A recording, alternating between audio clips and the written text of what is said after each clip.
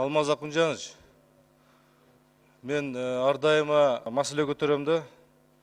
Биз ЕАЭСке киргенде биз 4 нерсеге кепилдик алганбыз да. Бул товардын жүрүшүнө, капиталдын жүрүшүнө, эмгек жумушчулардын жүрүшүнө жана кызмат кылуу боюнча жүрүшүнө 4 ошол багыттагы биз кепилдик алганбыз.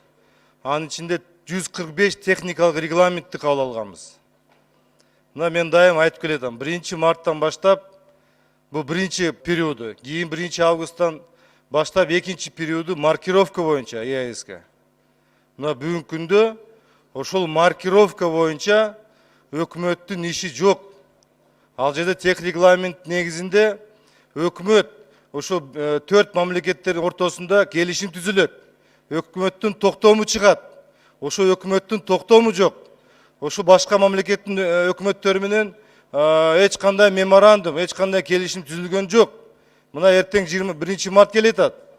Мына биз жаңы жылдан мурда дайым айтып келгенбиз.